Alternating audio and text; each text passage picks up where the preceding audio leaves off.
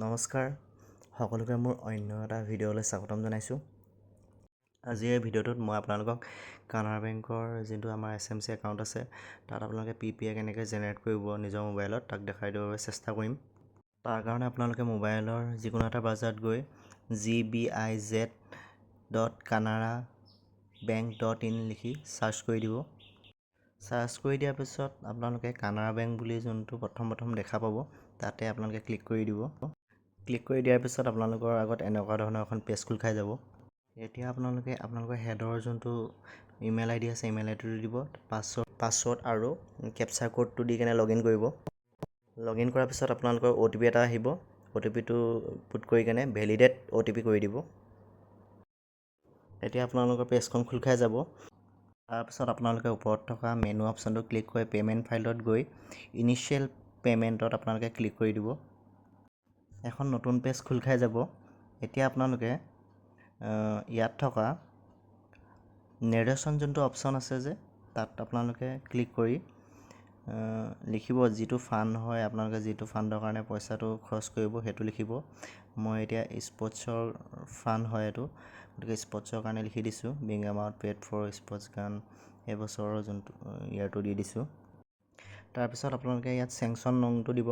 মোৰ এখন 5 নম্বৰখন PPI হয় এবছৰৰ। তাৰপিছত চন বৰ্ষটো দি দিব। তাৰপিছত আপোনালোকে যোনটো ডেট হয় ডেটটো আপোনালোকে চিলেক্ট কৰি দিব। ডেটটো চিলেক্ট কৰি দিয়াৰ পিছত আপোনালোকে ৰিমাৰ্কছ যোনটো অপশ্যন আছে যে ৰিমাৰ্কছ অপশ্যনটো ক্লিক কৰিব। ৰিমাৰ্কছতো আপোনালোকে নেৰেশ্যনত যোনটো লিখিছে সেইটোৱে আপোনালোকে ইয়াত কপি পেষ্ট কৰি দিব। তাৰপিছত আপোনালোকে সকলোখিনি ভালদৰে নিৰীক্ষণ কৰাৰ পিছত ছেভ ফাইল অপশ্যনটো আছে যে তাত আপোনালোকে ক্লিক কৰি দিব। এনেদৰে আপোনালোকৰ ওপৰত ছাকচেছ বুলি দেখাই দিব, অৰ্ডাৰ IDটো দেখাই দিব।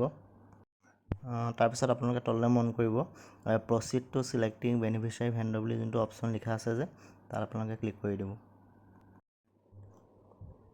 ক্লিক কৰি দিয়াৰ পিছত আপোনালোকে এনেকৈ অৰ্ডাৰ যোনটো নাম্বাৰ আছে আপোনালোকৰ সেইটো হৈয়ে থাকে, সেইটো চিলেক্ট কৰি কিনে আপোনালোকে ফেটছ যোনটো অপশ্যন আছে যে ফেটছ অপশ্যনটো আপোনালোকে ক্লিক কৰি দিব।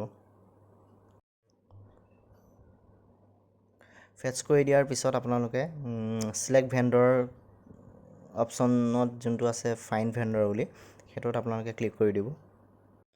ফাইণ্ড ভেণ্ডৰ অপশ্যনত আপোনালোকে যোনজন বেনিফিচিয়াৰীক আপোনালোকে এমাউণ্টটো পে' কৰিব তেখেতৰ আপোনালোকে একাউণ্ট নম্বৰটো লিখি কেনে চাৰ্চ যোনটো অপশ্যন আছে যে চাৰ্চ অপশ্যনটোত ক্লিক কৰি দিব। এতিয়া আপোনালোকে দেখা পাব বেনিফিচিয়াৰী নেম আৰু ভেণ্ডৰ কোডটো। এতিয়া আপোনালোকে চিলেক্ট যোনটো অপশ্যন আছে যে তাত ক্লিক কৰি দিব। তাৰপিছত আপোনালোকে ফেটছ অপশ্যনটোত ক্লিক কৰি দিব। এতিয়া আপোনালোকে এড কম্পনেণ্টত যোনটো চিলেক্ট অপশ্যনটো আছে যে তাত আপোনালোকে ক্লিক কৰি দিব।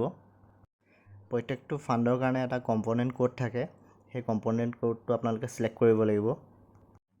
যিহেতু ফাণ্ডটো স্পৰ্টছৰ হয় গতিকে sports and physical education primary school যোনটো অপশ্যন আছে তাত ক্লিক কৰি ইয়াত প্ৰচিড যোনটো অপশ্যন আছে তাত ক্লিক কৰি দিছোঁ।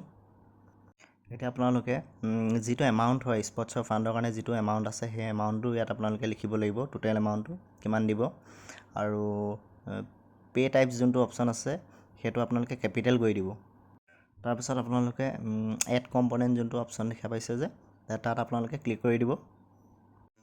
আপোনালোকে দেখা পাব ফাণ্ডটোৰ আপোনালোকৰ ডিটেইলছখিনি আপোনালোকে কিমান টকা ইউটিলাইজ কৰিছে ফাণ্ডটোৰ পৰা।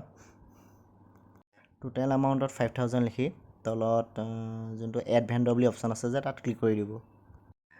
এতিয়া আপোনালোকে যোনটো চিলেক্ট অপশ্যনটো তলত দেখা পাইছে যে তাত ক্লিক কৰি দিয়াৰ পিছত আপোনালোকে branch advice digital signature select কৰি ইনিচিয়েট পে'মেণ্ট ফাইল যোনটো অপশ্যন আছে তাত আপোনালোকে ক্লিক কৰি দিব।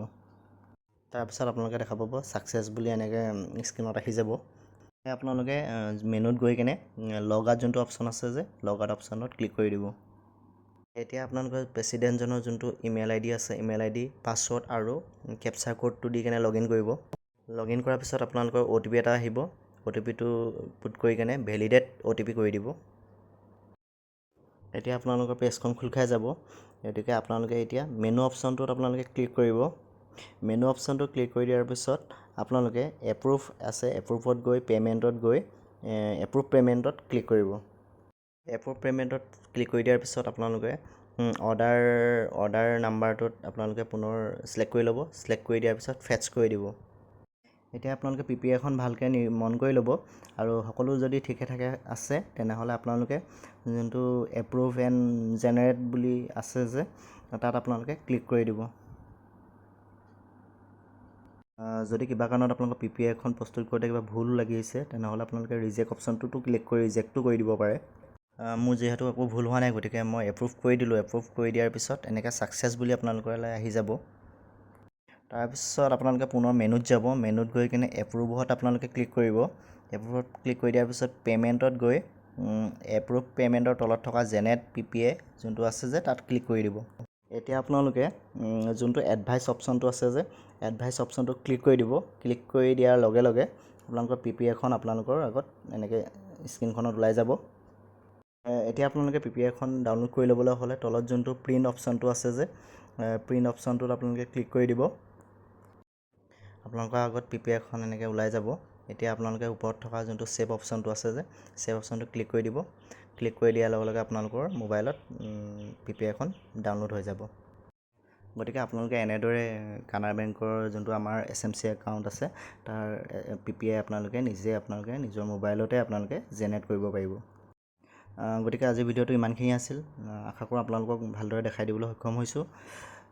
গতিকে ভিডিঅ'টো যদি চাই আপোনালোকে উপকৃত হৈছে তেনেহ'লে লাইক কমেণ্ট শ্বেয়াৰ কৰিব আৰু চেনেলটো যদি এতিয়ালৈকে ছাবস্ক্ৰাইব কৰা নাই তেনেহ'লে ছাবস্ক্ৰাইব কৰি দিব। ধন্যবাদ।